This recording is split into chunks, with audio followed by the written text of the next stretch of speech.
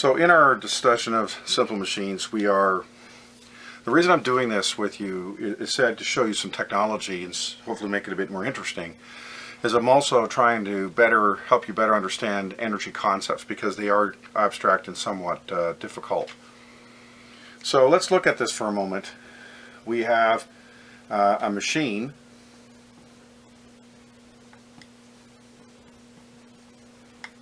facilitates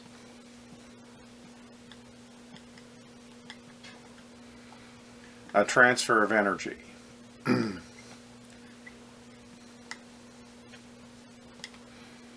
However, we're doing this for a particular purpose. In this transfer,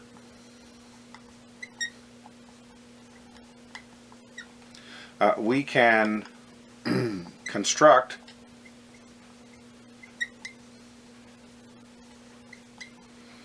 a device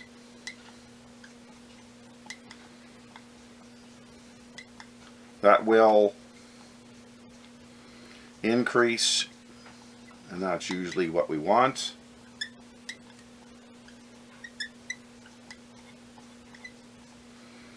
the output force.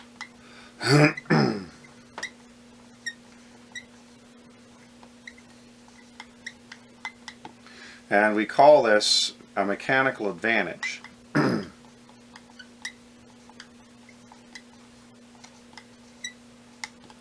And this is just what is called a capital M. Capital M then is equal to the output force divided by the input force. And so if M equals 1, there's no advantage. Okay, the fin is equal to Fout. And that sometimes is what you need. However, all these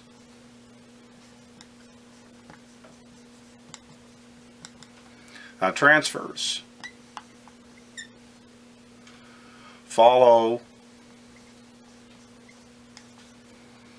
the conservation of energy. And we will, in this case here, we're going to ignore friction.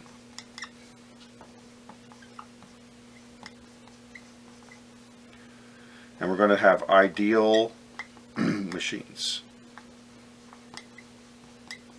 Now the reason for that is that we want to learn how these things work. When you use them in the real world, you may have a host of ways of increasing or decreasing the friction, all of which are nuanced compared to understanding the machines themselves. So if you are looking at this, then you're going to understand that I am operating on these prescribed constraints. Now let's look at the main reason of how this all works. We said that work is equal to the integral of FDS, and we're going to make that Fs because things are largely linear here. And so what we're saying is Win equals Wout. The input done by the work done by the input is going to be equal to the work done by the output, and this is of course C of D. So therefore, in a mechanical case,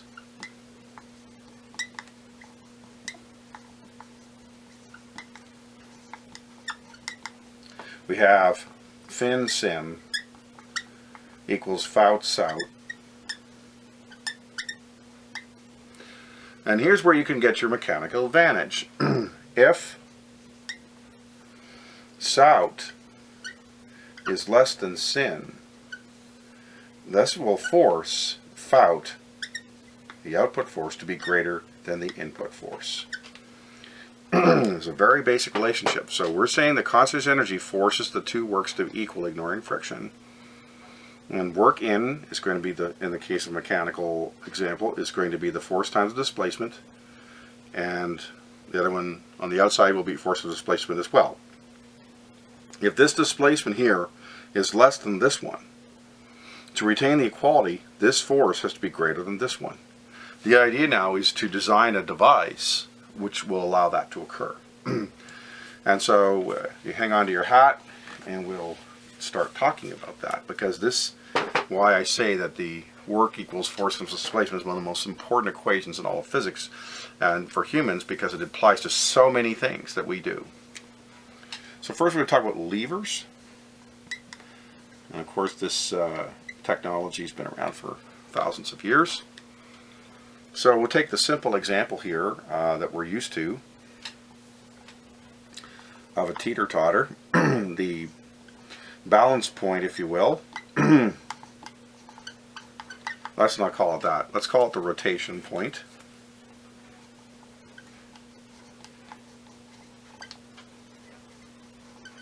Is known technically as a fulcrum.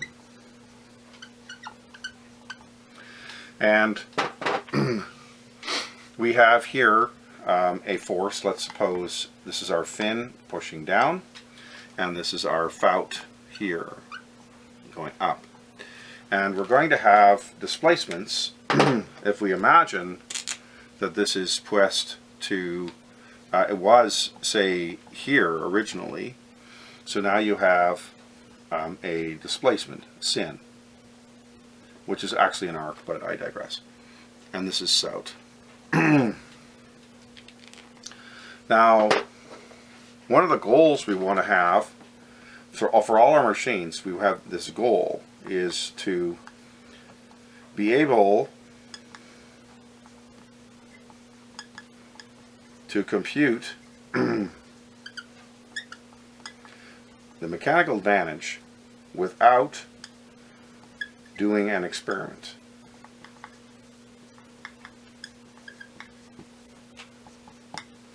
You want to choose a machine, a device, in the store, wherever, or on a piece of paper when you're designing it, without actually building it and doing an experiment. So that's part of our sophistication here.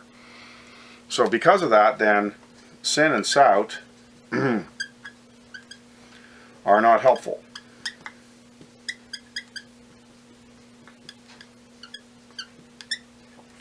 However, if you look at the geometry here, we can surpass this.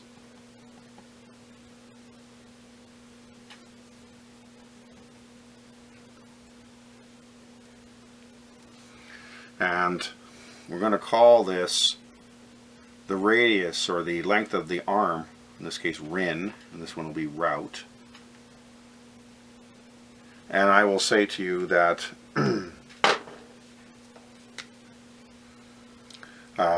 the triangles on either side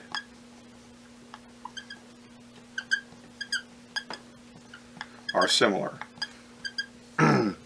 So then you get sin over sout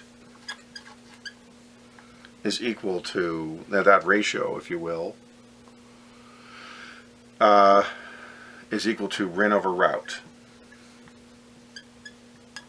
And that's equal to fout over fin. Equals m. So we can choose the length of the teeter-totter arm as a ratio. Let's look at this in more detail.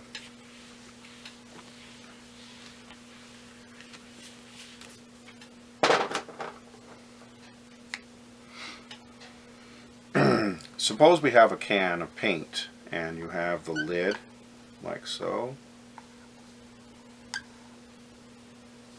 and you need to get the lid off, and the lid is too tightly secured for you to pull it off with your hand, which is designed deliberately that way to reduce the chance of spillage, since the spillage of paint is a disaster. So what we have here then typically is, most people who've done this will know that we use a screwdriver or something like it to pry off the lid. And this is something that comes to mind. But let's look at what's really going on here. We're going to say that the force is applied like this. This is going to be fin. Here is our fulcrum right here.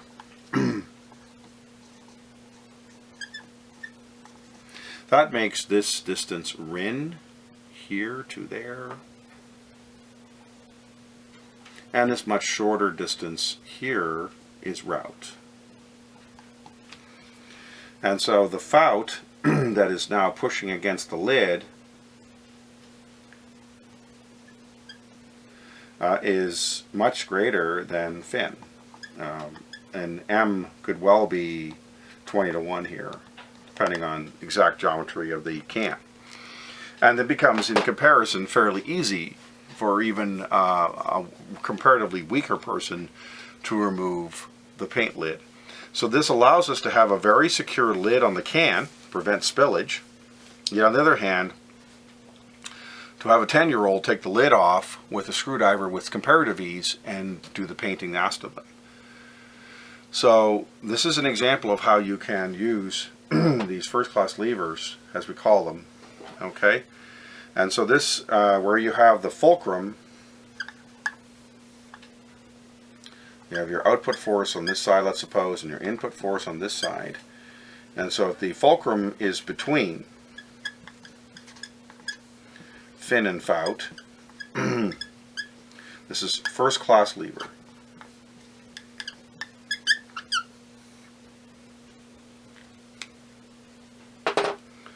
Alright, let's move on then to the next step. It's nice with recording, I can rub stuff off quickly and you folks can just stop the video.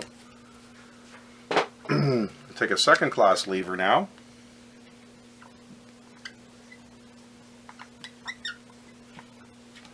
Now here we have the fulcrum at the end, and we have fin acting here, let's say.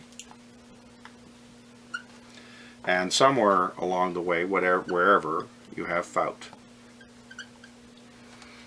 So what we find in this case is that fin is parallel to fout, where in the case of the first class they were anti-parallel. That fin is less than fout almost always, because fout will be inboard. Okay, and this is going to be route here, and rin will be the longer one. Okay, and so this is not all that it's not that uncommon actually. So you can have devices like nutcrackers or wheelbarrows.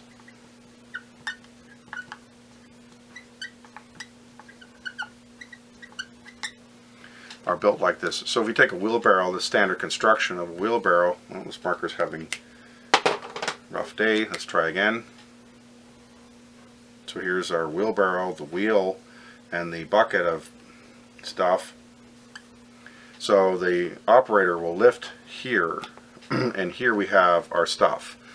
Now the wheelbarrow not only allows us a mechanical advantage, it also allows us with the bucket to carry dirt, or tools, or all kinds of other things that are hard to carry. There's too many of them or whatever in our bare hands.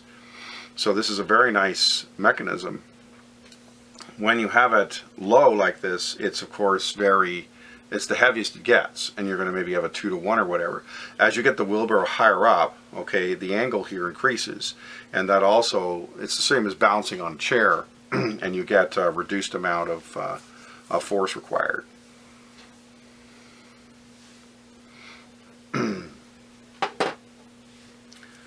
The third class lever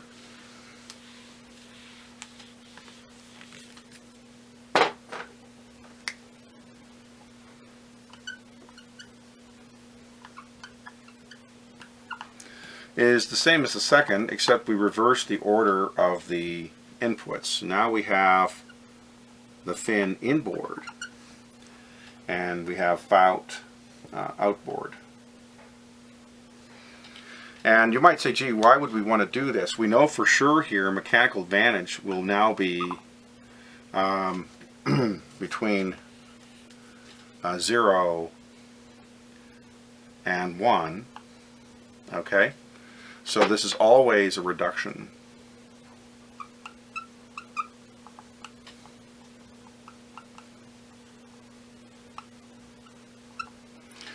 So you say, well, gee, it seems like a strange thing to want to do. Well, let's think about sometimes, why would we do this? Well, one is we want delicate work where the human hand is too clumsy. So we want to improve precision.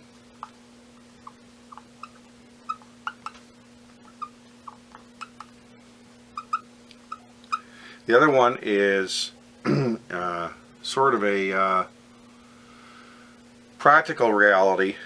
So it's practical situation of the fout area away from user. Or it might be that the fout area is required to go faster than you can make it go of it. Something like that. So let's look at examples. So the first one here, the delicate one, would be tweezers. So you're doing some work on your appearance, and or you're removing a sliver or something like that. You need delicate work, and the very fine points on the tweezers help out. We want to have the practical away from the user. So this could be, say, tongs, okay, and this could be in a hot fluid, or it could be a messy substance. So for example, just even take a salad. If you have a Caesar salad and you want to put some on your plate, reaching with your hands, however socially acceptable that would be, get your hands filled with the dressing. But if you use the tongs, then you use the tools that keeps you cleaner. The area situation is often sports equipment, and many of the sports equipment are going to be, we'll just take a golf club for example. Here the force is acted upon at the handle where the user has their hands, and the ball is struck way down with the club going much faster than the hands do. And you could think of a lot of other examples of those as well. And there you have these three classes of levers, and we use them all the time in our day-to-day experiences. I'd like to now take some time just for interest's sake and look at levers in the human body. The reason I like to do this topic, and I don't just mean human body levers, but the whole machines thing, is because this stuff is every day in your lives, and you have sometimes people just don't realize. So I'm no artist, so we'll just keep it simple here, and let's look at the standard situation. So we have some joints. Actually, let's make them like this, okay, and we'll give you a knee and a foot there. Now we got human being. Okay, so we're going to deal with single plane joints.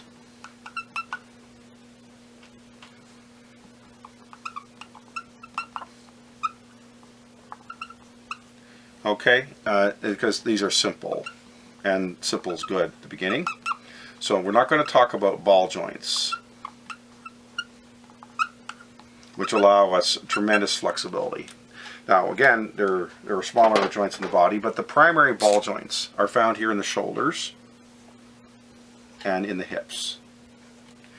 Those are the round joints, and allows those joints to go in a host of directions without difficulty. The single plane joints are meant to, as I say, act in a single plane. And the single plane joints, so our ball joints are these guys, single plane joints are these guys. And so elbows, okay, knees, and ankles. So what I'd like to do is to show you in a bit of detail how these joints work, and just the general idea of what goes on in the human body, and the typical mechanical advantages that you have and what class of levers that we're dealing with, because it's actually quite interesting. It's very easy to think that levers and stuff are just that of the machinery out there, the screwdrivers and the teeter-totters of the world, so to speak, not realizing that these principles are in our own bodies as well. Now let's do some line diagrams and then we'll show you a bit more realistically. So let's take a look at the elbow.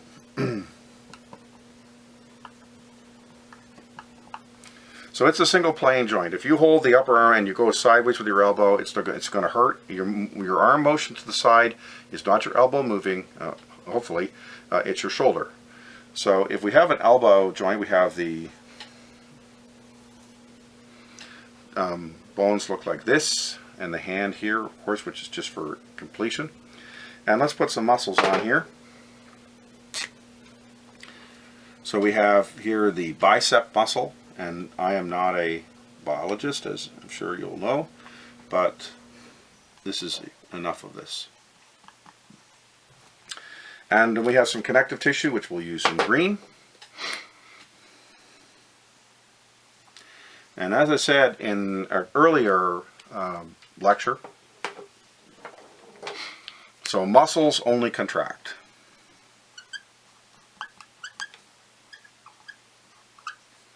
Contract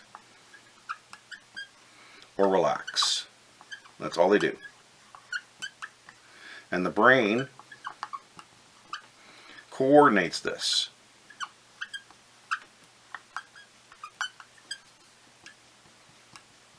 So when you take an athlete who's doing some very rapid motions and so forth, muscles are being turned on and off pretty fast and in a very clever, coordinated way. And that's what makes these skill sets amazing. This is why, for example, if you have good memory, you can do certain things with your dominant arm. If you're right-handed, for example, you can do things, let's say you brush your teeth with your right hand. Now you start brushing your teeth with your left hand. Well, you know what you're supposed to do, and you can do it, but it's not as pretty because you just haven't developed the skill set. Now, let's look at this again from our physics standpoint. We have, what do we have here? Well, we're going to do two examples. We're going to flex the arm, and we're going to extend the arm. And in both cases we're doing it under power. Okay, it's not just letting it fall. So when we flex the arm, the bicep is acted, and the tricep relaxes. So if we think about this now, we have a fulcrum here.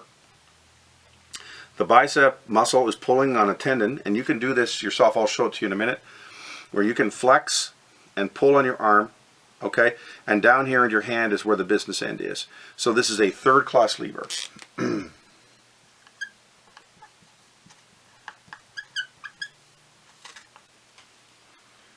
And so M then is less than 1. So this makes it's pretty amazing when you start thinking about what you could lift with your hands. Say you can lift something in, you know, you make, okay, we say 50 pounds, or so 25 kilograms, which is, you know, 250 newtons. But if this ratio here is a few centimeters, 1 or 2, and this might be, you know, 30, then this muscle is not doing 250 newtons. This muscle is doing 3,000 newtons, and all you're seeing is it down here because of this crazy long arm. And so it's amazing how strong our muscles really are. Okay, so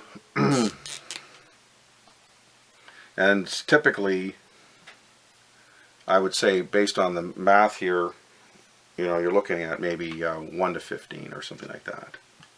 So the force on the input side is in the neighborhood of, say, 3,000 newtons, even for an average person. An average person is going to find 20 kilos fairly heavy to lift, but most people can probably manage it, even if it's just for a short time. If we're going to extend our arm, then we're in a situation where we relax the bicep, flex the tricep. So I guess we should say flex instead of active. That's kind of silly, eh? So let's get the words right.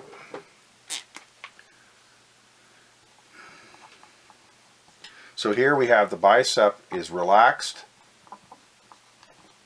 and the tricep is flexed. And so what's happening now? Well, in this case, now we have a pulling effect here, but it's on the opposite side, okay, behind your elbow. And we still have very long arms here, okay, but this is a first class lever.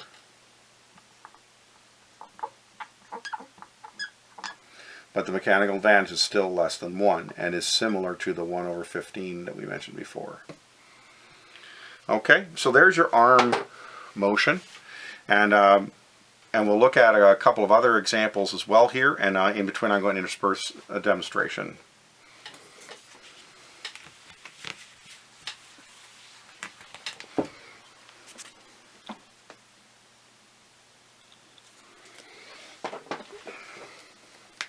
So we look at the knee. You have your femur, and you have, we can do the whole thing I guess here.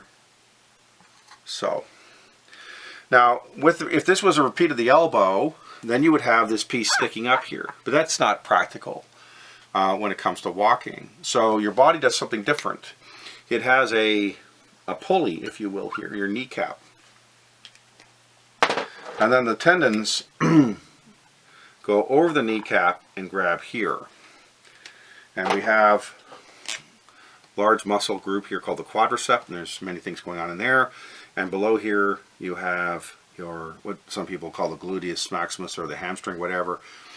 And those are the primary muscles. Then we'll go down here to the calf. You've got the calf muscle and a much narrower muscle on the front of the shin. And we've got a tendon coming down here, and of course the big tendon.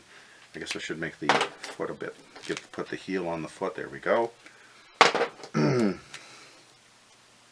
There and there. Okay, so there's your knee. And here's the ankle.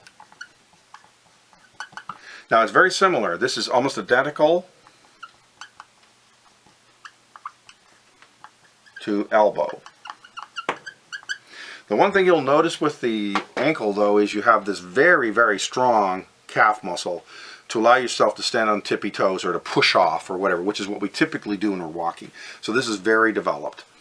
And it pulls on this very strong tendon, which we call the Achilles tendon. Okay, and you can easily feel that in your body.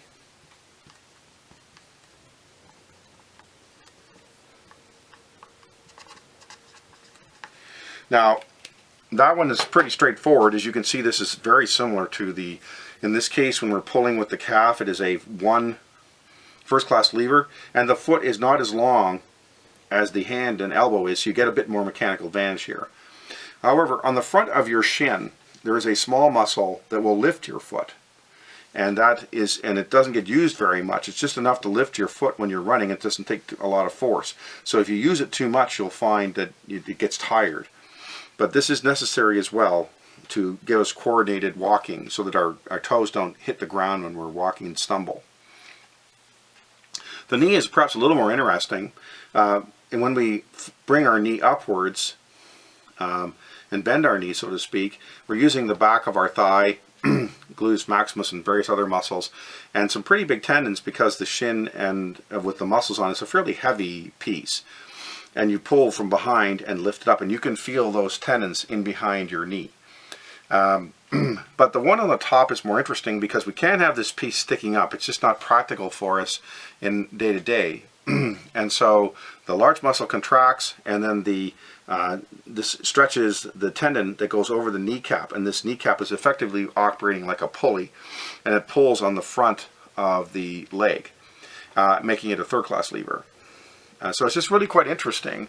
So both of these are third class, and here we have a first and a third.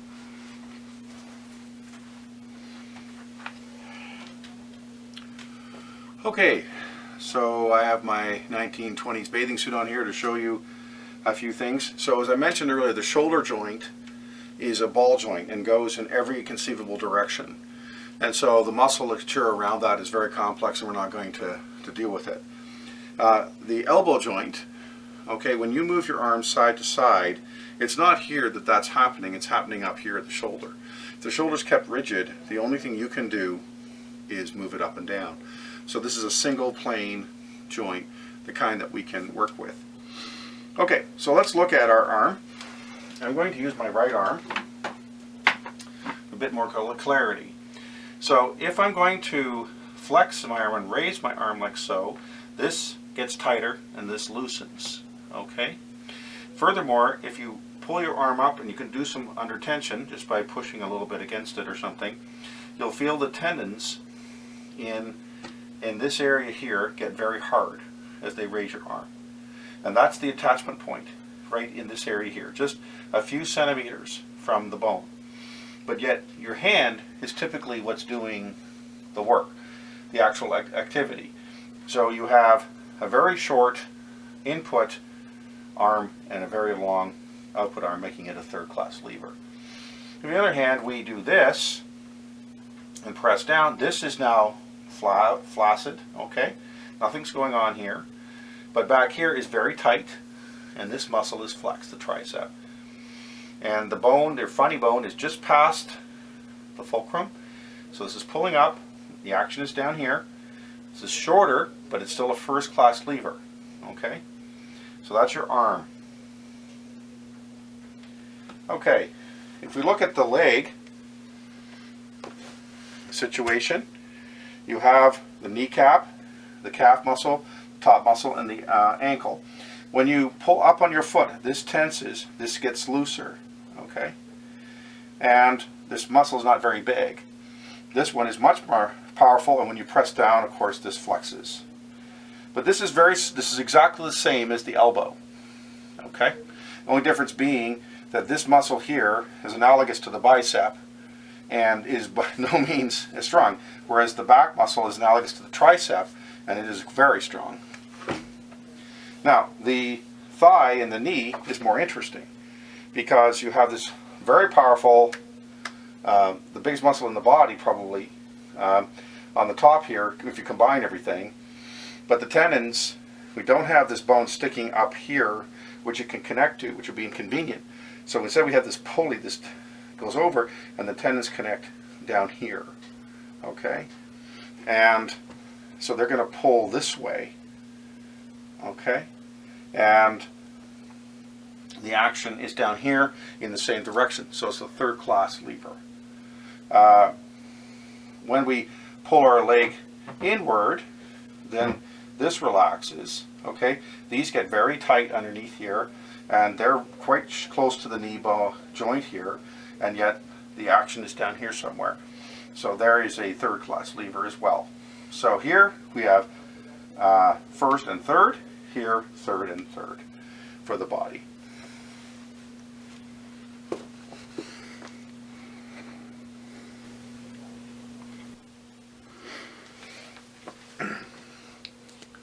So as I mentioned earlier, in the sailing days, it was essential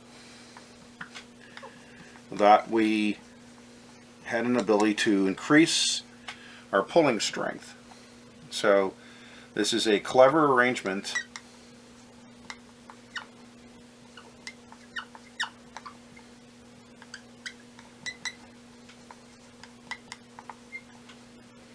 of rope and pulley.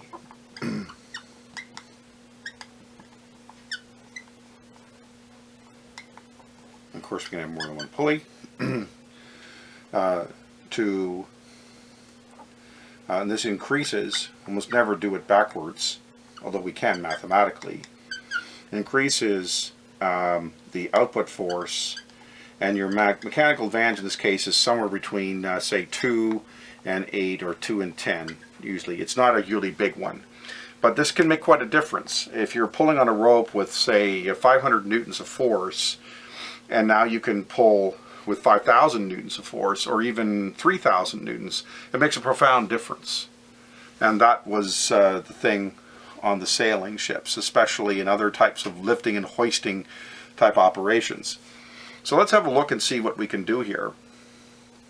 If we have a bar mechanism here, and we have a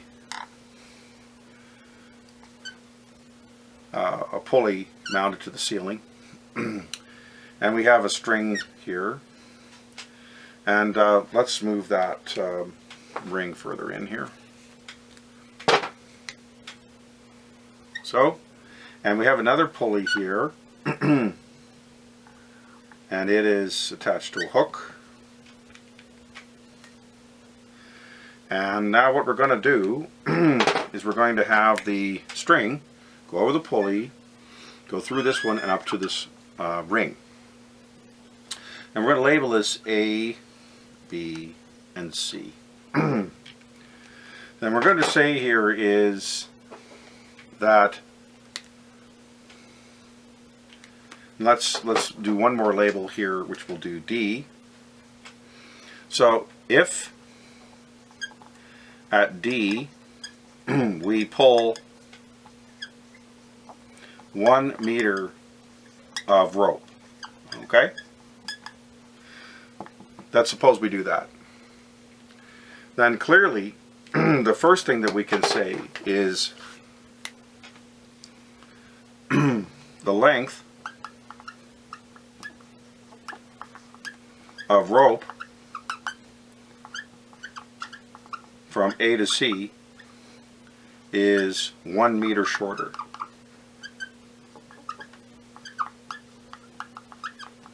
Okay, that's not too big a stretch. Pulley B is free.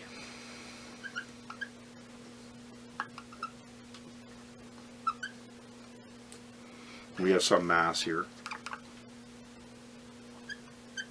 Free to move.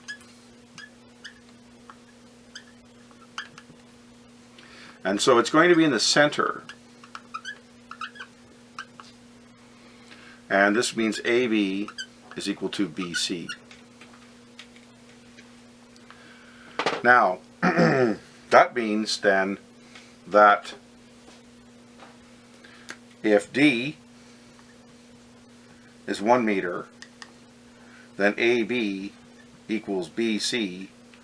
Let's first do plus is equal to 1 meter, okay, because the whole thing has to be, which means that AB and AB is equal to BC, so this implies that they are equal to 1/2 a meter. Okay, so if this entire distance shortens by 1 meter, then each of these will be shortened by 1/2 a meter. Alright, let's rub this out and we'll go to the next idea.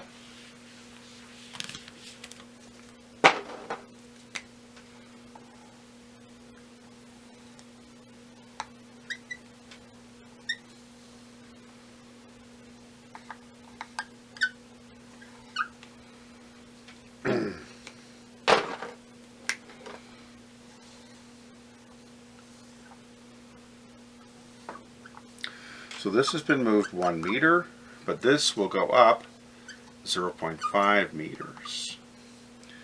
And so the 1 meter is going to be sin, the displacement of the input. This is going to be sout, the displacement of the output. We are still required to have work in equals work out. So F out equals 2 F in. And then this implies our mechanical advantage is equal to 2. This is the simplest case, but you can see how we get an advantage here. It's very clever. We can make this, we can scale this up a little bit, not too far, but we can scale it up to some extent. I will draw this horizontally for you just because of, for clarity reasons. But we can have a number of pulleys here, like so. And what we'll do is we'll put a bar like so, so that the pulleys that are free rotating are all connected together by this bar, so we don't have one side going up when the other side is not.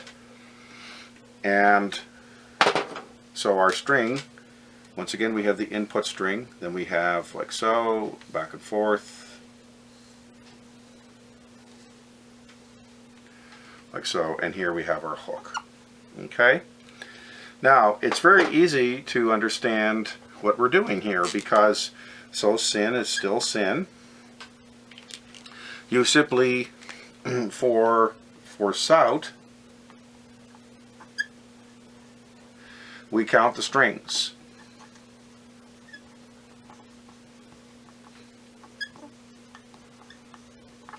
Other than sin. Okay, so we got 1, 2, 3, 4, 5, 6, 7 passes. Okay, so that means then that sout will equal 1/7 of sin, which then implies that faut is equal to 7 times the input force, and therefore mechanical advantage is about 7. And so it's very easy to compute. Once again, the objective with this type of thing is to compute the mechanical advantage without doing an experiment. When you see block and tackle in the real world, you don't see it looking like this, so this would be very impractical. It would get tangled and be all kinds of trouble. So what we do instead is we do the same principle, but so in real life, real application,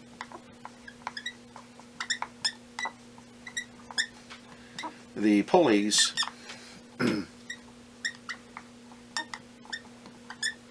are placed side by side.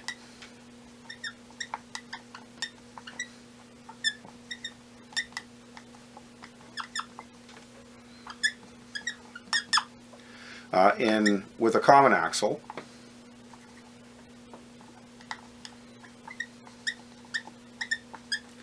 a free rotating axle, so they're not bound together, although they could be, because there's no difference. And we call this collection a block. Okay? And the rope is the tackle. And these are just old words. You may have also heard of the mild epithet from the old days, a blockhead. Okay? And these blocks originally were made of wood. And you saw that in some of my pictures in my previous video. And so if a person was missing the point here, you could call them a blockhead, implying that their head was made out of this collection of pulleys. So this is where that came from. So this is used a great deal now, day to day. You might say, well, okay, fine.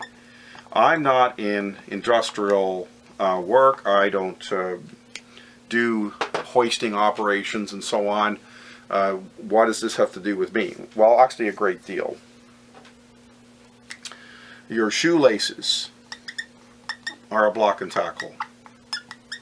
Sewing is based on the same principle. Okay, so there are aspects of these concepts, and this is why I want to show this to you, because it goes so beyond the basic out of the book kind of thinking.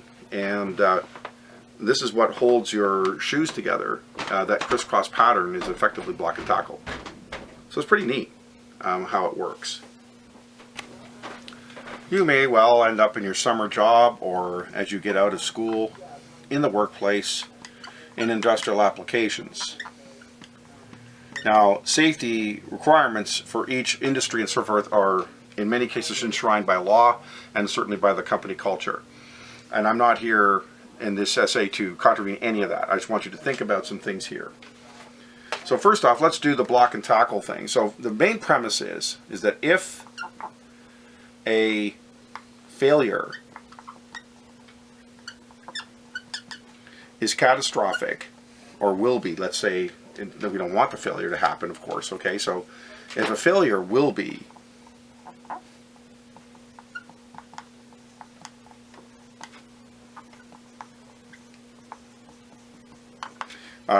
then, so first off, what does that mean? Well, it means death or injury, major injury of workers.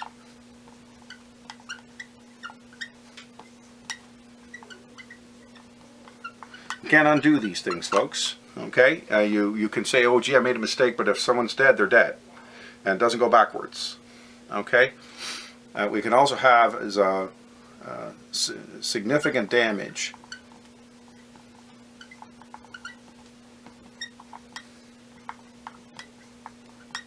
to equipment,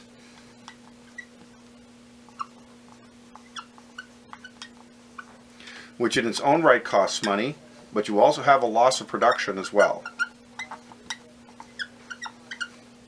So such an example of and then of course, okay, on top of that you can have legal implications as well. And this can come from two sides. You can have, of course, government law, where you're in trouble with the regulators in its own right, and you can be fined. And of course, you can be sued as well. So either way,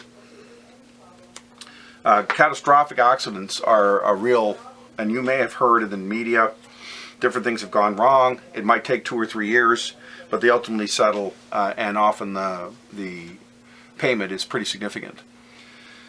Now this is of course why we have insurance as well, but if it's shown that the company was willful and ignorant of reasonable safety standards, that's when you're in trouble here. Okay, if on the other hand it couldn't have been foreseen and was a learning experience, there still may be claims just because worker X was working for company Y, but that's not the same thing as a company being irresponsible. Whatever it is, what we want to do is, if so, we set up situations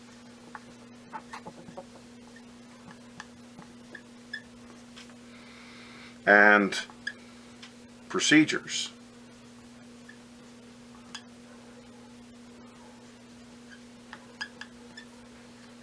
so that such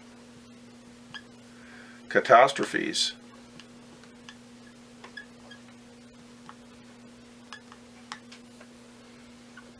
are almost impossible.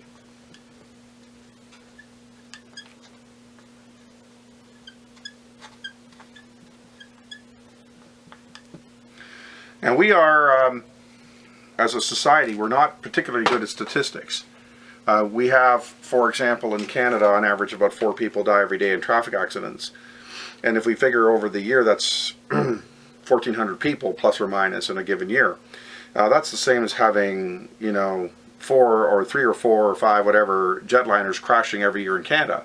Something that the public would never tolerate.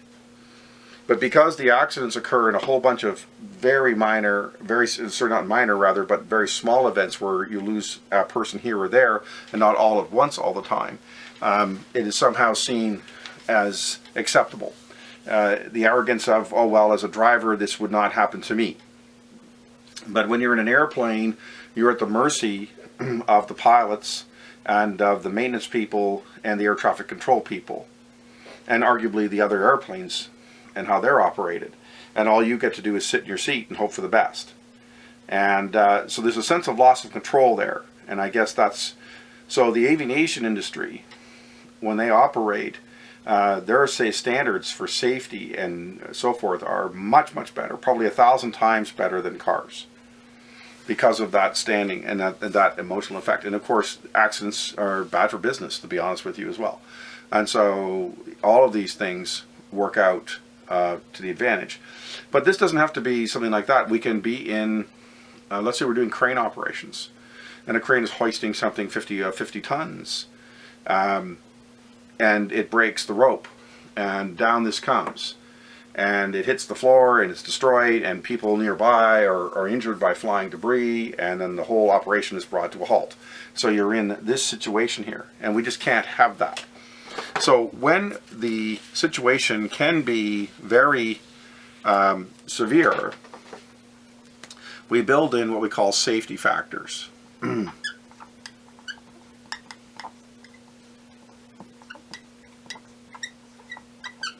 So for example, if you, let's say the tensile strength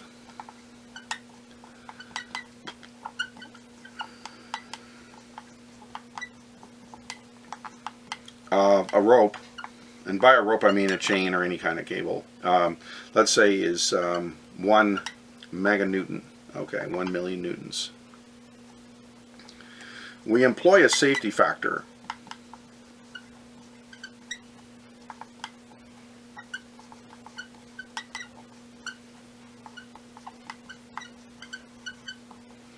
in that this rope will not be loaded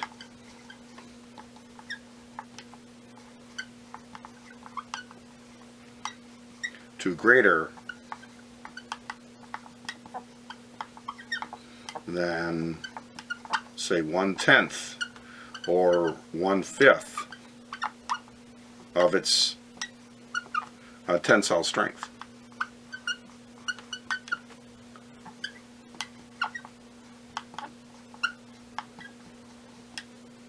And this will just deals with degradation of the rope, okay?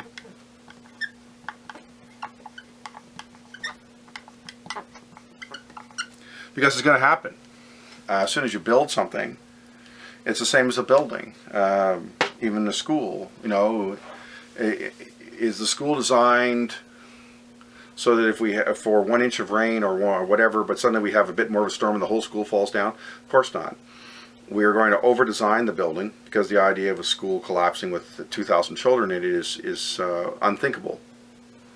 So as a consequence, the design of the roof and the building itself will have a certain cost, and I don't know what they are exactly, but I can quite imagine you could have 4 feet of wet snow on the roof and the building would probably stand very fine. Also, the steel in the building over time is going to oxidize a little bit. There'll be roof leaks, there'll be what have you, and you'll get a little bit of water in there and so on, and there'll be some corrosion, but it's again designed to last for a very long time because of the nature of the safety factor and how important it is for the building to not fall. So whether in airplanes or in public buildings or other things like that, even the electrical requirements for our homes, the household current can kill you very easily. And so when we plug things in and unplug things and turn switches on, turn them off and all the rest of it, we need to have a dependable system, because the average citizen is pretty much ignorant of electrical theory and electrical technology, and so they just want the toaster to work. And so these devices have to work properly, because if it doesn't, then say the toaster's covering gets electrified, it kills you. So these are very important things, and we just can't let them fail. And so that's why we're dealing with a safety issue. I wanted to add a little bit to that, just as verbally here. When I was in my, in the earlier years, and again, it's only expensive if only one company does it. If every company and organization has to use the same safety standards, then everybody's basically operating from the same standpoint, and it doesn't make any difference. But if some companies don't have to do it and some do, that's of course when the problems start. Now, I can tell you a few little stories on the side here, and maybe I'll move the camera just to make it a bit more interesting.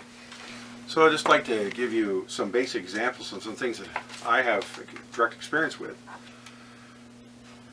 Before the war and even after, there was a sense of service of self where you did things anyway because it was for the good of the country or whatever. There was a lot of that mindset. In the Depression and so forth, there were no jobs, and you did the job you were told to do, because if you quit or whatever, there were 10 people waiting for your job. So there's a lot of leverage there for people to work in conditions today we would find unacceptable. But these extended later on. I remember talking to a teacher when I first came to our school in the late 90s, and he was a shop teacher, and he told me in the 1960s when he painted cars. There was no protection for your breathing in those days, something that today would just be absolutely unthinkable. And he would paint cars every day inhaling the paint, not maybe noticing it. But at the end of the day, at home, you'd cough up or blow your nose or whatever, and all the colors that you'd been inhaling came out from your lungs and your nose and so forth onto the Kleenex. The idea that that was okay is hard to understand. And regrettably, this good man didn't, he only lived a year or two after he retired. When I was a boy, I can remember working with insulation. And if you know the pink fiberglass insulation, it has small shards of glass, very fine ones. If you work with it a lot, you make you itchy as those fine shards of glass get on your skin, which I guess can come off in the shower. But the bigger concern is that you inhale those into your lungs. When I was a boy, we were building buildings, and my father wasn't anybody who worried about safety, and he would put me into the smaller locations because I was smaller than the men. And we're putting insulation into the roof of a new cooler that we were building, a building we were building. And I remember lying on my back and up in the roof for 2 or 3 hours and dragging this stuff over top of me and putting it into place with absolutely no protection whatsoever. Now for me it was a 1 or 2 time thing, but it wasn't every day. But again, the air was just filled with it, and I was well inside there with no ventilation for quite a while. I can remember when I was in grade school, and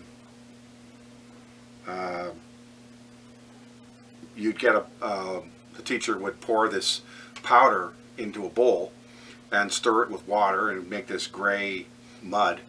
And you would, and she'd come around and give you a pile of it, and you would mold this into some shape, which in time it would freeze and stay solid. And this was asbestos, and we all did it in the late 60s and before. And I remember my teacher doing that.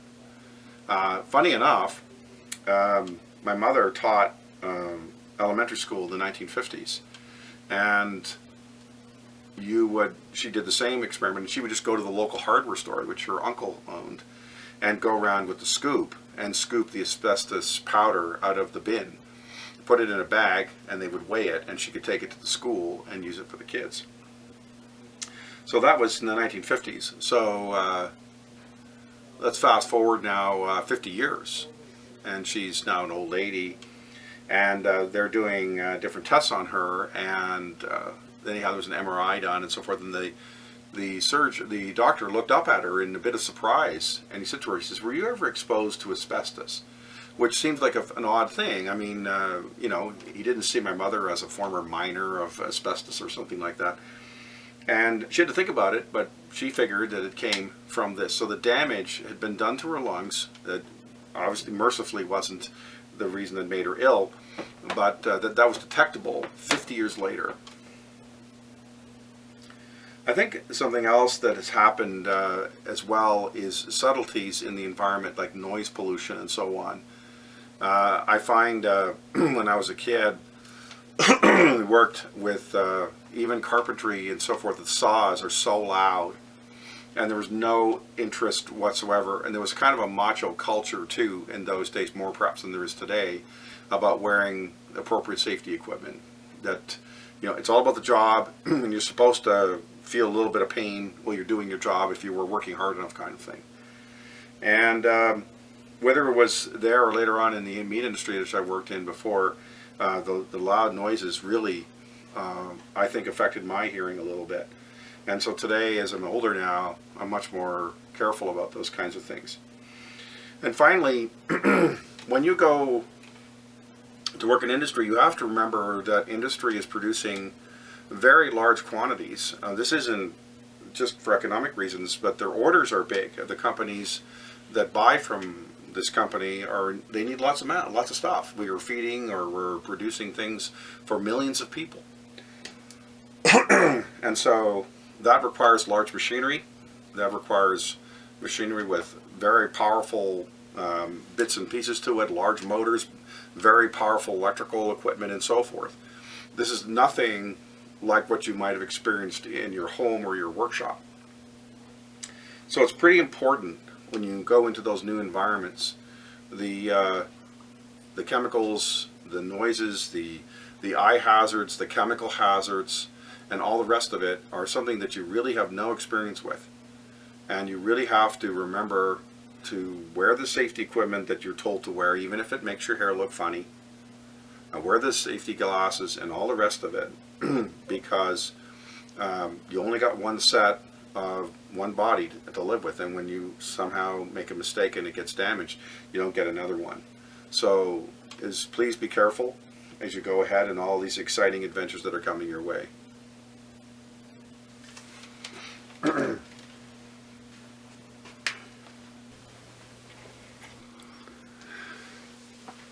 So we end up with a whole bunch of other types of machines which I hope to cover. And the first one will be wedges, and there are two types.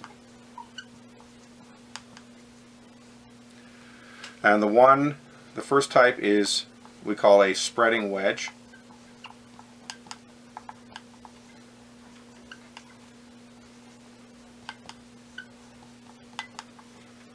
And so this is like a doorstop. And the main point here is that the output force is perpendicular to the input force. So if you have a kick for the door, call it do. So if you think about it for some point here, if this moves ahead by x, then this distance here is going to be less. And we have an angle here, theta, and this is opposite over adjacent. So what you'll find here is the mechanical advantage is equal to the cotangent of theta. And so the thinner this is, the greater mechanical advantage it has as you jam it in. Okay. This is also true for large wedges for axes and stuff if you're splitting wood and things like that. They're all part of the logic of spreading wedges. Okay. And it's fairly easy. You're going to have the mechanical advantage, as I said before, you've got your rise and your run here, and you can take the ratio. So that's a fairly straightforward idea.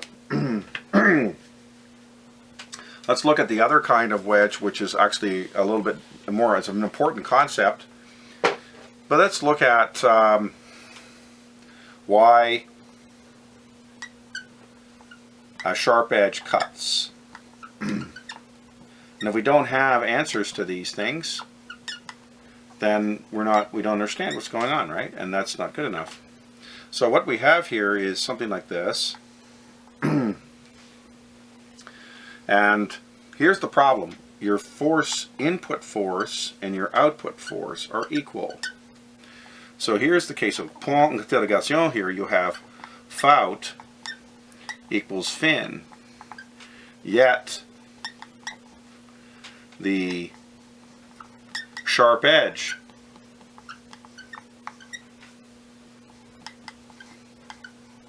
cuts very well.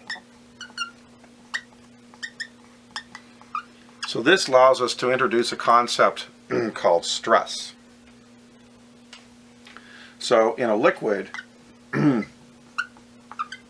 force per area is known as pressure.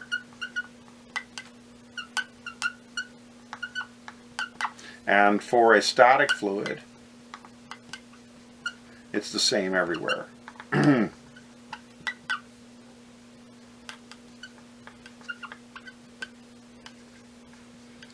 But this isn't true for a solid.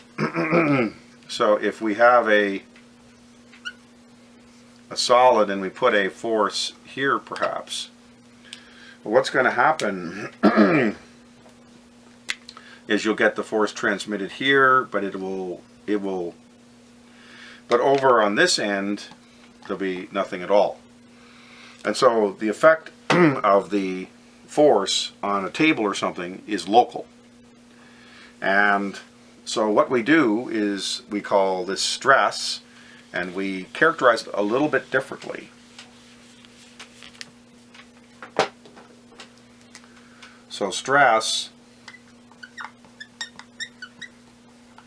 is still going to be force per area,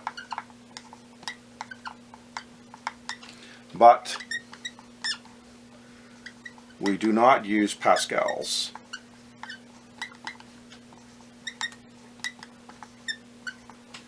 Even though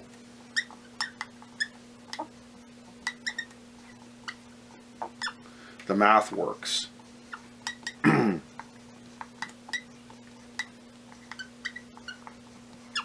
You still have newtons per square meter, which is the same thing as pascals. So instead, for stress, the unit is simply newtons per meter squared. And by stating it that way, we indicate the distinction between pressure and stress. Now, let's think about, and we'll use a human body example. So we take your arm, okay, and here we're going to press with the thumb.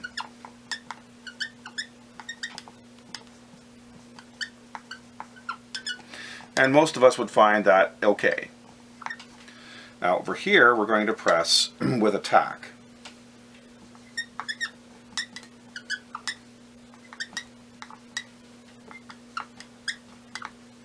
And the answer generally would be ouch. So again, what's the difference here? In one case, the tack can damage, can penetrate the skin. The other case, the thumb generally does not. So there's clearly a mechanical advantage here, there's clearly an ability to do work, there's clearly a difference. And the way we can compute it for stress cases is the following. So for stress,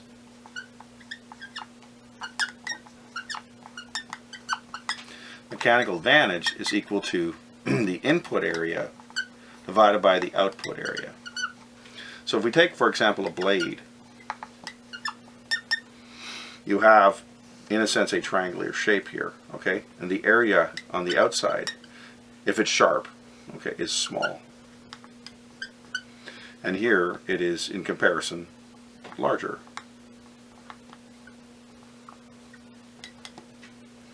Now, sharpening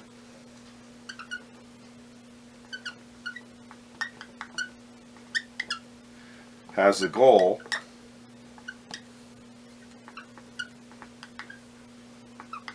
of making the output area as small as possible.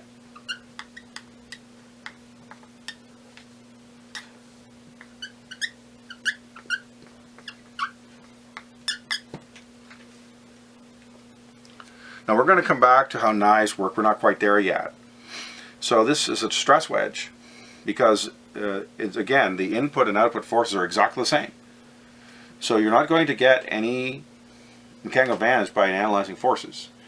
But what you do have in this case is the reality of stress, where whether it's you're cutting biological tissue such as plants or meat or something like that, or even other materials, it's still the same issue, that you're putting all the force in a very small area, which overwhelms the bonds.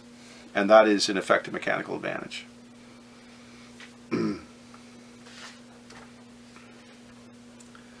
Okay, let's move on to some other examples of things that will fit into this. I wanted to talk about hammers.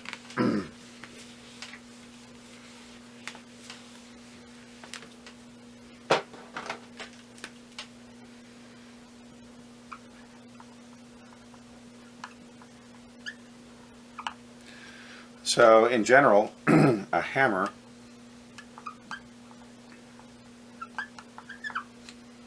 impacts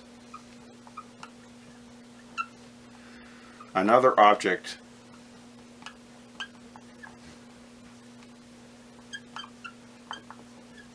and this object is often at rest.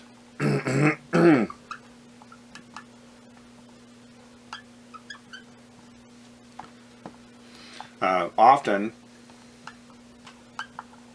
the output displacement is very small. And this causes the output force to be, in comparison, very large. The mechanical advantages here can be the order of thousands. It's the highest we have. Now, if you think about things, and we'll talk about some applications here in a minute. If you think of a child banging things, one of their first things they tend to do. And why is that fun? Well, it makes noise, something children are good at, but also things happen.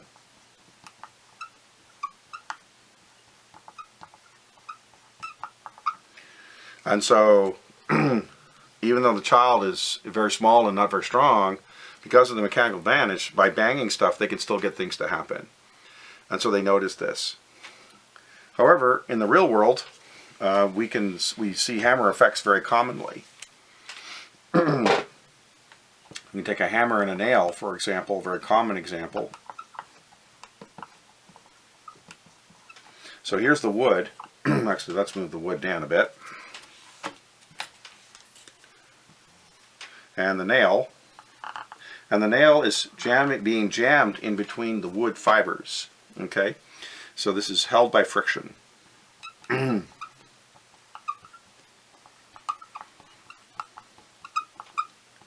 Of wood. So, because this is very effective, the nail does not want to go in. You're not going to push it in. By hitting it with a hammer, then we have this situation where we have a lot of energy here. So you have the kinetic energy of the hammer equals the work, of the nail, which is equal to the force on the nail times the displacement of the nail. So, if you think of it this way, if the hammer is coming at 1 meter per second and it weighs 1 kilogram, so then you have 1 times 1 divided, so it's about half a joule of energy. But if this, so let's just write these things down instead of me just memorizing them. So we have, say, a half a joule. And then over here, let's suppose the displacement is 1 millimeter. Okay, the nail doesn't go very far in. Now, to retain the half a joule, what must this number be? Well, it's going to be 500, right? Yeah, I did get right. So 500 newtons. Because this is 0.001 meters. So multiply together, you get the same number. And so when we're hitting objects that won't cooperate, the hammers are very effective because an object that won't cooperate is going to be requiring a lot of force. Isn't going to move very far. And so the force that it obtains is significant. Now clearly you could increase this. But in the case of some things, this is even far less. And that's when these become monumental. So let's look at a completely different example of a hammer that you're familiar with and don't even realize it. So why do dishes break?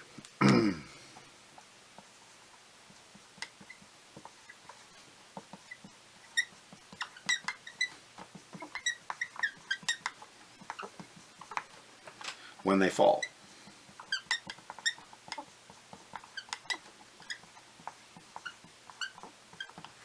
Alright, so then you could say, okay, well, I've got a cup, here's my table, and the cup was sitting here nicely, and now it's on the floor in pieces, and everybody's sad, okay?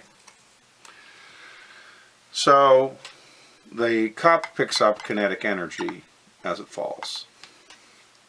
Gravity does work on it, and it picks up a certain amount of kinetic energy. This isn't very much, probably. The cup is fragile. What this means is that its bond strength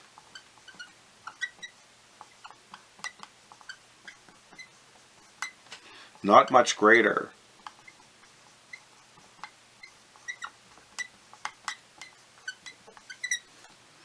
than usable. So it means if we do something to it that's going to force it in a way that is much more than what you would normally use to drink a glass of tea, it will probably break. And so it falls. We'll ignore the odd shape, and then it could hit on a corner and all that kind of stuff. Now, this is a hard floor. So that means that sout could be in the neighborhood of, say, 10 microns. And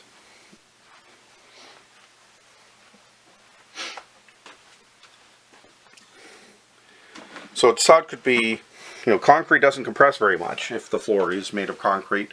You might get a bit more out of wood, but it's not going to be very much. So if we take the typical cup, falls 1 meter, okay, we're going to get something in the neighborhood of 2 or 3 meters per second. 4, and then it weighs, but again, we'd be around a joule. It's not going to be very much. But when you've got such a small amount of distance here, because of the lack of compressibility, floor is hard.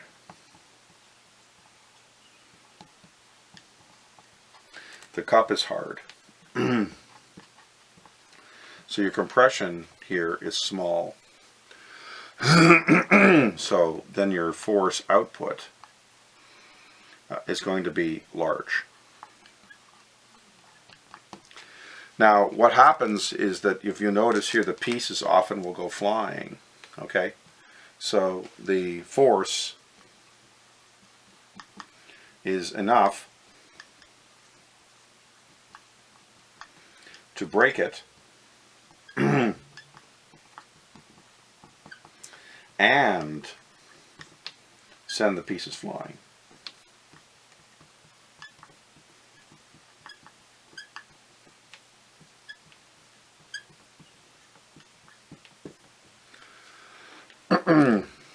If we'll just rub out part of this, okay? Let's suppose now we change the situation and we have it fall on a carpeted floor.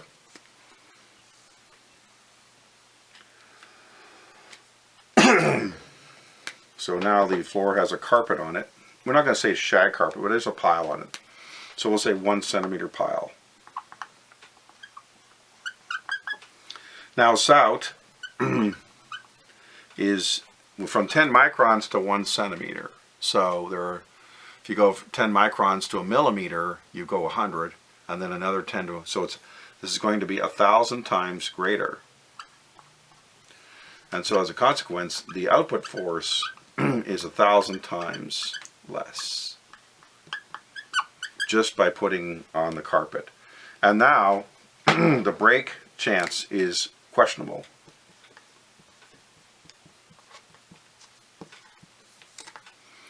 It's getting close.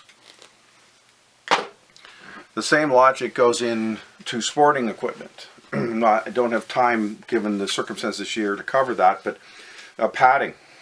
You get struck by a hockey puck, for example, it'll break bones.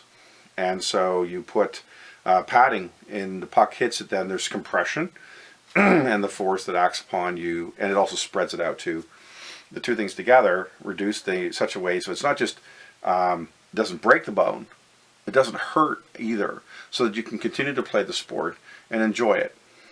And the two things, if you just had a padding that was, say, sufficient to protect the bone from being broken, but every time you got struck by the puck or the ball, it was painful, you wouldn't play very long. Now, so hammers work out in a lot of cases, and they're really quite important. So what I'd like to do now is take a moment. I've been talking about simple machines where we get a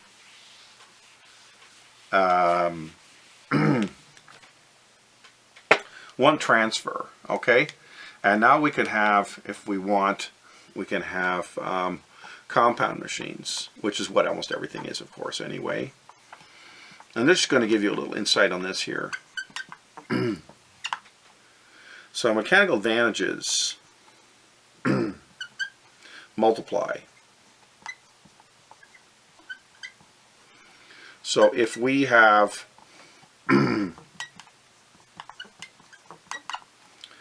3 machines, then it'll just be, the total will be M1 times M2 times M3. Okay? So it's fairly easy to do. Now let's look at a knife and how it cuts our food.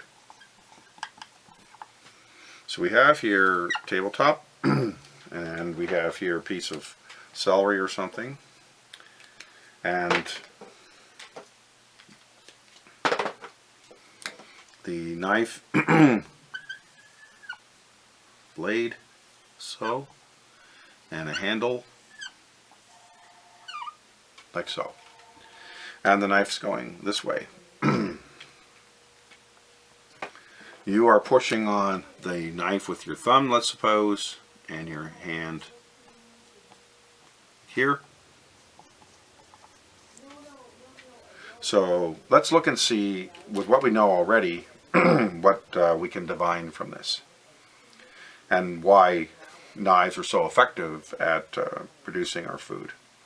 So the first thing we're going to notice here is that you have the force here and the force is down here. So we have a third class lever. So the first one is third class lever, and we'll just say the mechanical advantage here is 0.1. 2, we have a stress wedge. Okay, we're pressing down with the knife, and so the force in here and down, and that, depending on how sharp the knife is, that could be maybe 200 to 1. 3, you often, when you cut, you draw the knife through the material. Okay, you don't just go, you're going to do this. So there's a hammer effect.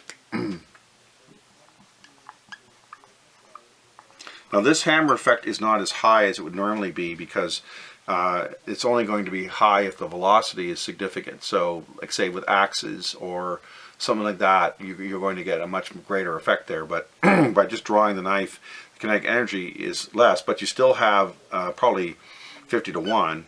And so this nets out at around 1,000,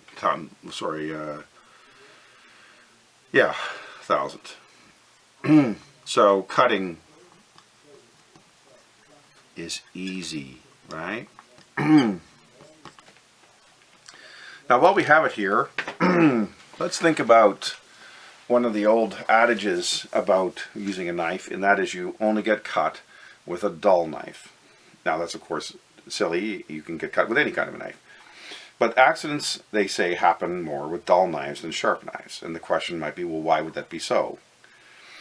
And if you think about it, with a dull knife, you're going to have a lower mechanical advantage. And so therefore, to get the same amount done, you're going to have to push harder. You'll have to put more input force into the knife. And when you do so, and now let's suppose there's an accident, so you slip. And the knife travels some distance because you can't arrest your force now because you're putting so much more force into it, and it hits your hand or something like that. Okay. Now the hammer effect there is much greater than it is here, and you will end up cutting yourself. So the slippage factor. So when the knife is really sharp and you've got a very high mechanical advantage, you can cut through the material with ease, and then the input force is far less. And when the input's far less, then you don't have to, the less chance of slipping, and even if you do slip, the force is not so great. And that reduces less kinetic energy, which of course leads to a far less greater hammer effect were it to happen.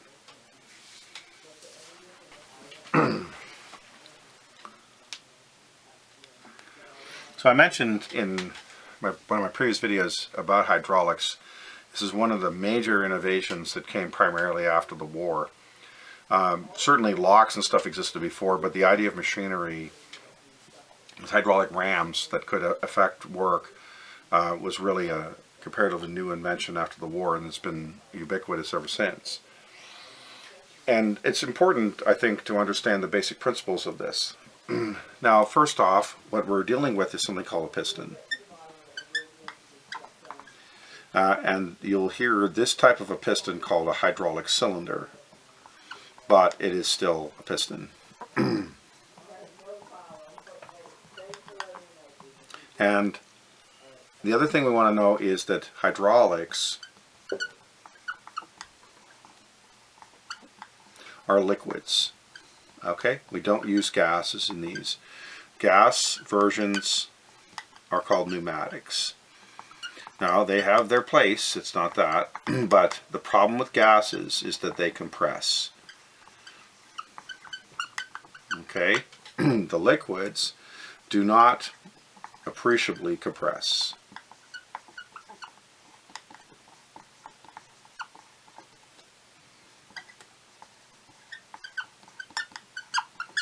So the density of water, for example, is around 1,025 kilograms per cubic meter. And 4 kilometers down, with, what is it, 400 atmospheres of pressure, I think it is.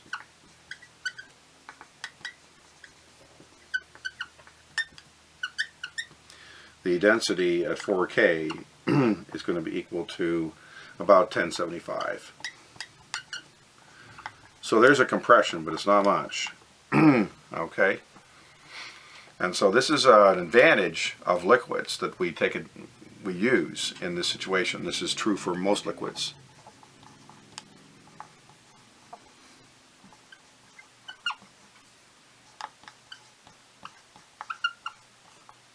So we use oil because it lubricates.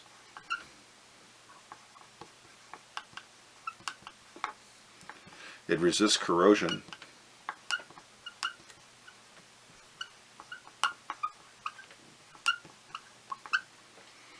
On the equipment. Now, there are special cases where we use water rams and so on, but then the part's made of stainless steel. But if we use these other systems, the oil works very nicely. It has to be very close fitting, and it has to be machined properly. So let's look more at what the hydraulic cylinder does. And you saw that on the tractor in the video I showed you before. And you've got this ram, and you'll have a pipe that looks silvery coming out to something. And it will go inside, and there'll be a piston plate here.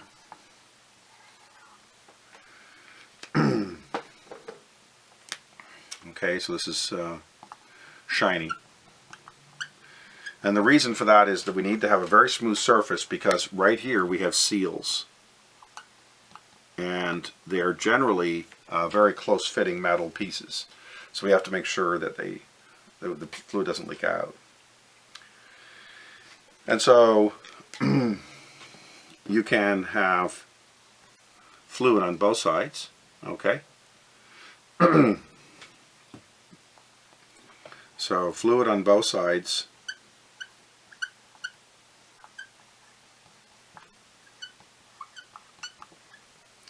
is what we call a feed and bleed system.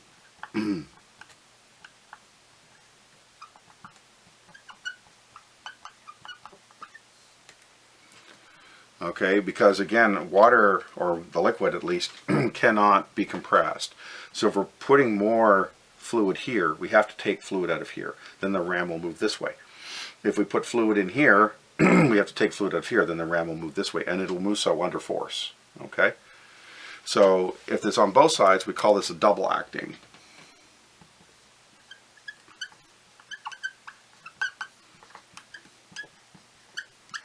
You'll know because you'll see piping come from either end of the cylinder. If it only comes from one end, then it's single acting.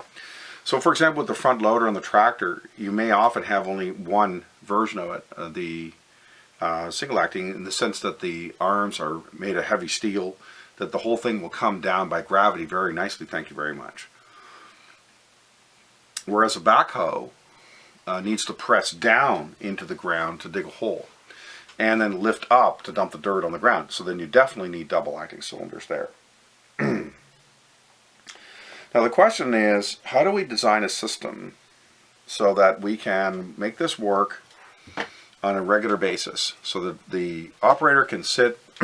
we want three things. Okay, we want the lever pull,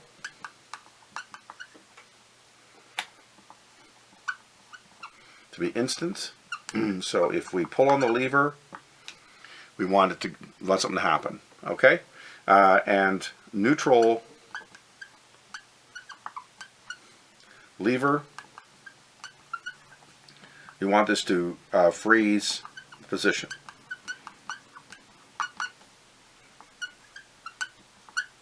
And we want that to be held with force. So that if you have a bucket that's full of dirt and you stop the levers, it sits there. Okay, and so on. All right, so we're going to draw a little flow sheet here, and let's see if we can figure out how to do this. The biggest challenge initially is that you have a reservoir and it's unpressurized. So here's your tank of lube oil. And this is not pressurized. So this is atmospheric pressure. Okay? We feed from the bottom of it to a pump that's usually connected to the engine's crankshaft. And now we're on the high pressure side. Okay, so this is low pressure and this is high pressure. Now let's go across here, and what's going to happen here is that the vast majority of the time, this system is doing nothing. The pump's running, the levers are still, either their tractor or whatever is moving somewhere, or it's at idle, or they're whatever they're doing. So the vast majority of the time, we want to keep this pressurized, and the pump's running. It means it's continually pumping oil in. The oil has to have somewhere to go. So what we're going to do is we're going to have a loop here, and we're going to have a pressure relief valve of one kind or another, and the fluid will simply cycle back into the tank. So this is high pressure on this side and low pressure on this side. Now this pressure relief valve doesn't vent to the atmosphere, it vents to a hose, a pipe, and it spills back in the tank.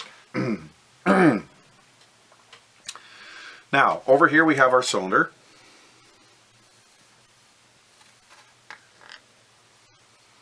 And here's the ram. Okay.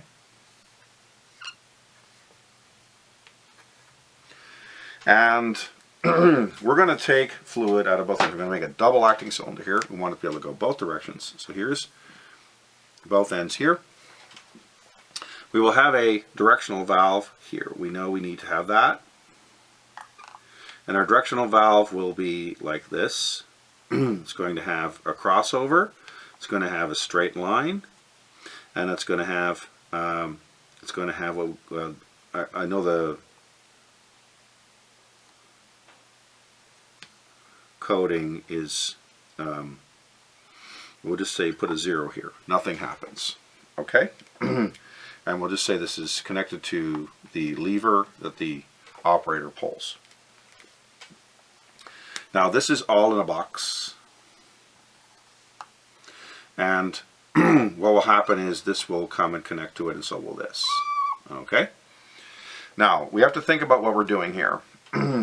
If we pump fluid in on the high pressure side, it comes out somewhere else. It has to be bled back into the tank. We have to be a bit careful about how we do this. So we'll take a high pressure feed line to here, and we're going to have a return valve. Now we could do this two ways. we can simply put another PRV on here, which is probably the safest way.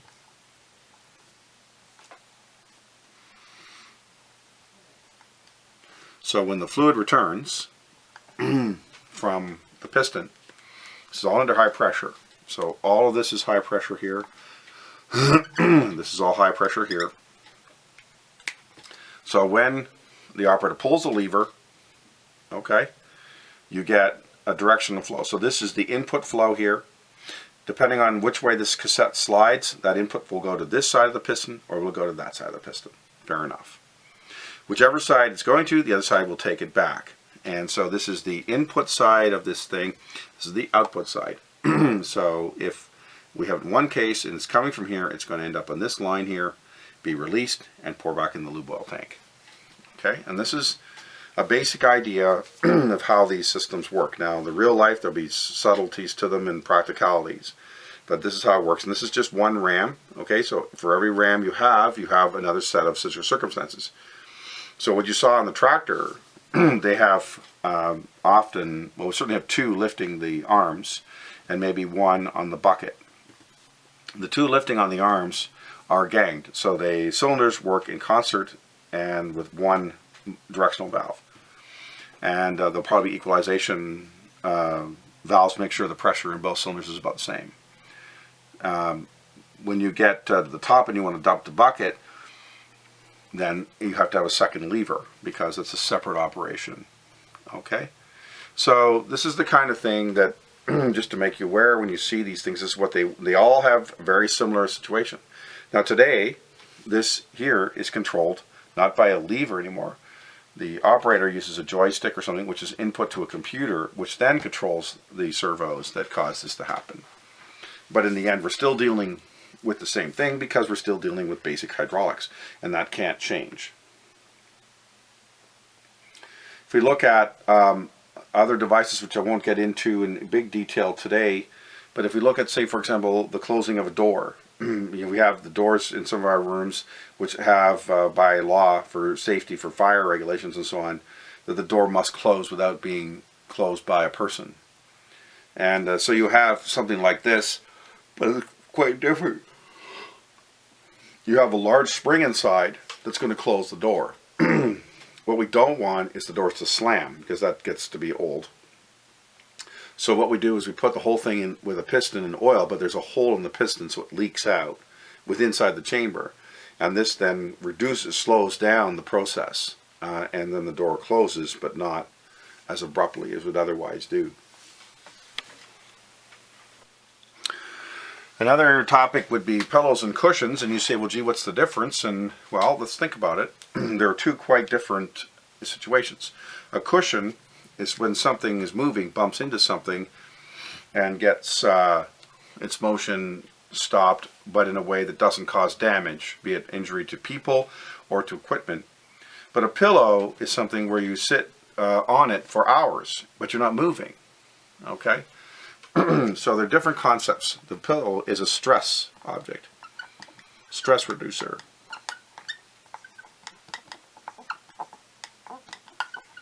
So we have a lab stool versus a sofa for comfort. And the short answer is that in this case, the sofa, there's a far greater area supporting your weight, than on a plastic lab stool. So as a human, you feel more comfort and are willing to sit in the sofa or on it for a comparatively longer period of time.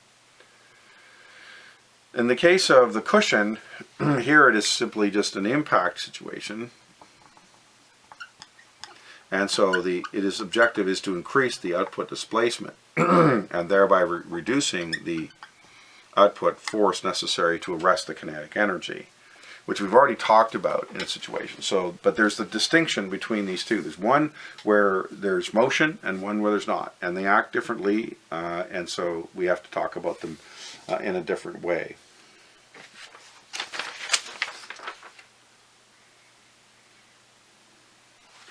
Okay, I'm going to, in the interest of time this year and the difficulty of doing it online, I'm probably not going to cover steam, but I think I'm certainly going to cover gears and bicycles. So I think we'll do that now.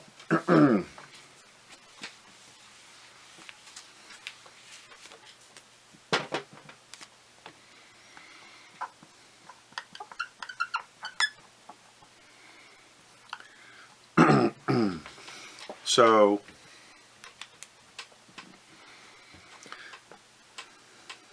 we have a gear in the simplest form is a wheel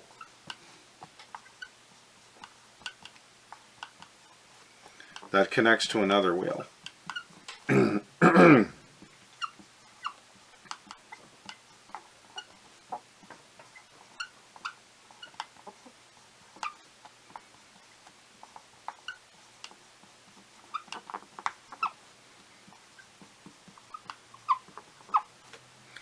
Usually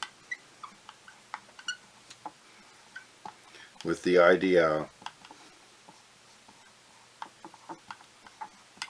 of mechanical advantage.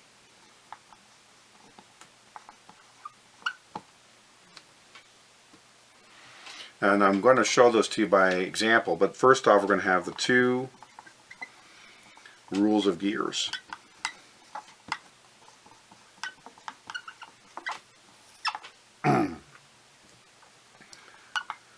So one, gears in contact have the same edge force.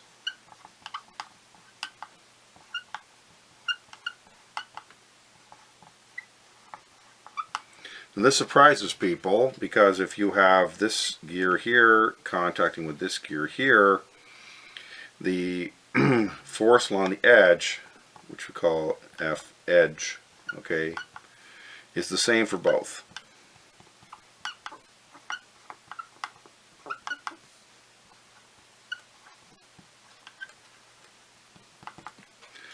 So either this little guy is going to be spinning like a top, the force on its edge is the same. Now, we're not going to talk about torque and rotational motion very much in grade 11, but we do need to cover this one just to give you an idea. If we take a gear like this, and from the axle outward, we have the moment arm.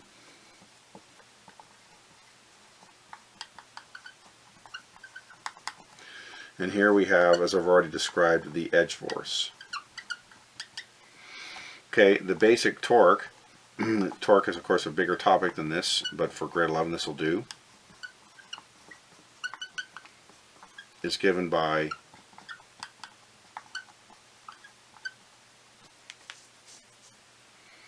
R F edge. The units are not newtons, or joules, sorry.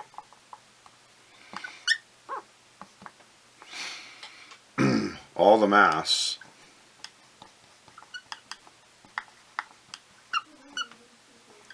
moves at a different rate.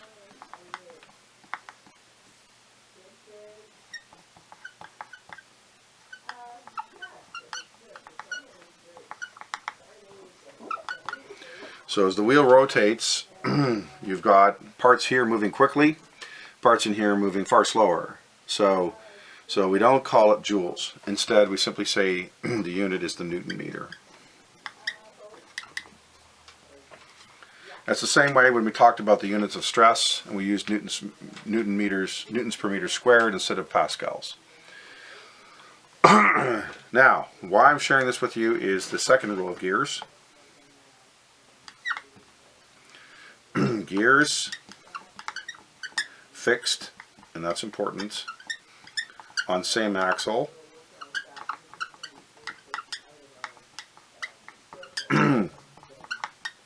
have the same torque.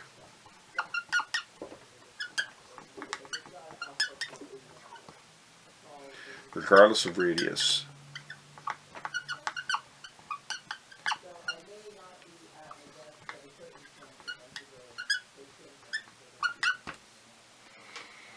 And symbol for torque is the Greek letter tau. Okay.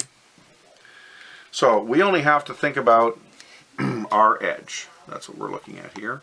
And how this equates. Alright, so let's extend this a little bit. and then we'll start talking about bicycles.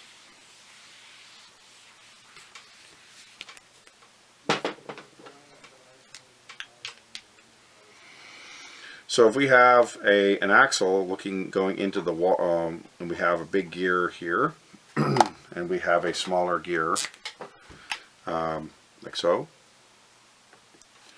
Okay, so now here's where we can gain a mechanical advantage, because torque 1 equals torque 2. R1 equals 2R2. So this is F1 R1 equals F2 R2, based on the torque principle. And so as a consequence, then R1 over R2 equals F2 over F1. And R1 over R2 in this example equals 2, where the R2 is the smaller radius. Now let's look at your bicycle, because it's something many of you have ridden for a while but don't understand how it works. First off, your bicycle is very strong, and it's made in a plane for that purpose. You have a seat post, you have a top tube and a bottom tube, you have then rear and side stays, and this gives you 2 triangles, which gives you a lot of strength. The bicycle has to be built around the size of an average person. Now, way back in the 1890s, you saw these crazy bicycles that looked like this. These called the penny farthing, but they were unstable. The new bicycle that you have, that you see even still today in its general sense, this, it's called the safety bicycle, for obvious reasons. But you know, cycling manufacturers in those days, in the 1880s and 1890s, had to realize that, you know, if only a handful of intrepid young men are going to ride these things, you're not going to sell very many bicycles. So by writing and designing the safety bicycle, now everybody could ride and go out, and of course this led to the 1890s bicycle craze. Because it was before the car, and now you could hop on this mechanical contrivance and you could go out of town on Sunday afternoon, whatever, go to ride to work, whatever you're going to do. Okay, so let's have a look at it now.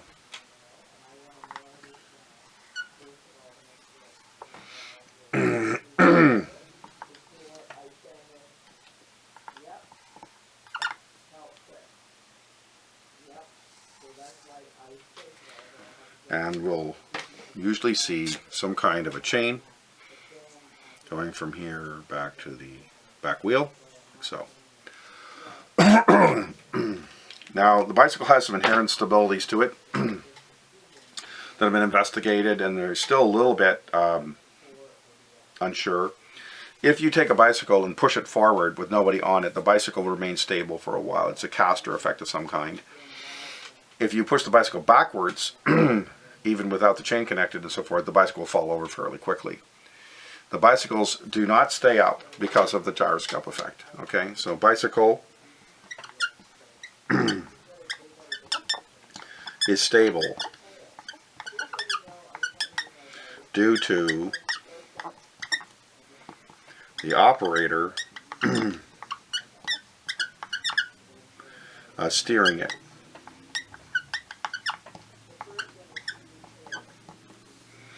It is a inverted pendulum.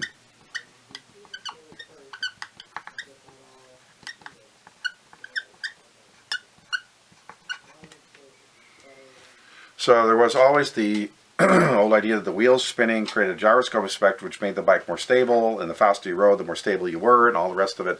Those things are true, but not because of the gyroscope effect. Instead, what happens is, as you ride, the control, the steering inputs you have to make to keep the bicycle upright are very small, and so your bicycle feels comparatively stable. When you're going very, very slowly to move the center of mass this way or that to keep the balance, you require much more coarse and aggressive steering inputs, which is why the bicycle you're correcting quite radically. And so that's in general how the bike works. And so this is what an interesting little sideline, of course, is the famous bicycle manufacturers in Dayton, Ohio, the Wright brothers. Before they came along, everybody was trying to find an airplane, an airfoil situation that was inherently stable. But because they had been riding bicycles and didn't worry about that very much and recognized that the bicycles stayed up because the rider made it so, their design of the airplane was different. They were going to have an operator who was going to control the airplane. And that was one of the more fundamental moves of thinking that led to their invention. Okay. Now let's look at what's going on here. I'm going to rub out the text here and leave the bike on the screen. Many people think that we go from a big wheel to a small wheel here and that gives us a mechanical advantage, and that's not true. Now if you think of the two rules I gave you in the previous few minutes, gears and contact. Now contact can be belts, chains, it doesn't have to be directly touching, but there's no slippage allowed, and that's why we use the chain on the case of a bike. But this big chain ring is in contact directly with the freewheel, so there's no mechanical advantage here. All we're doing is transferring. However, we have the following. We have gear pair 1. That's the pedals and the chain ring. The pedal's like a 2-cog gear, and here your mechanical advantage is about 1.5, maybe 2. If you have granny gears and so on, it'll be a little higher. Okay, so if you're taking the smallest chain ring, you might get 3, but typically it's going to be in this range. We then transfer it to the back wheel, and gear pair 2 is the freewheel, which is this little cassette here. We call it freewheel. So the back gear, we'll call it that for the non-types. And what? The back wheel.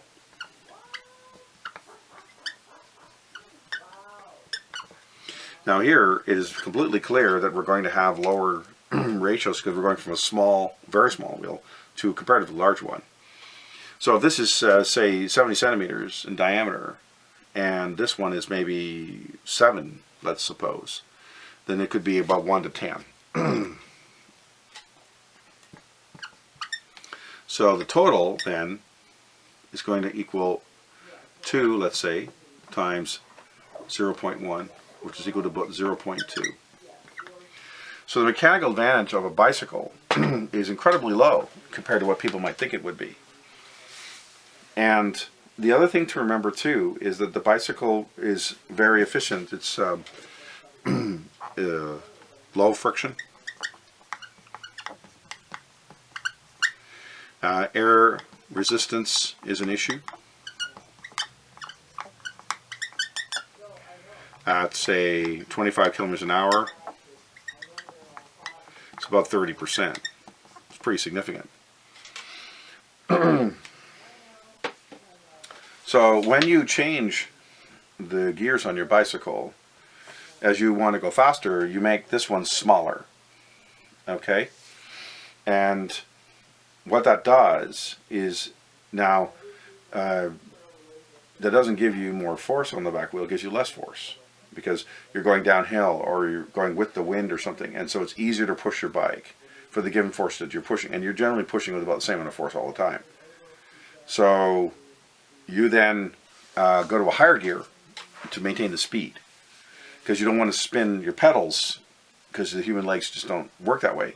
So you go to a smaller gear here so your legs can maintain that 90-ish turns per minute, but the wheel can go further. As soon as you get to a hill, your legs don't have the force to turn the wheel that speed anymore. So then you go to a much bigger one, reduce the ratio, so you can handle it. Okay? So this lab we have on Simple Machines, you're going to be measuring your bicycles as part of the process.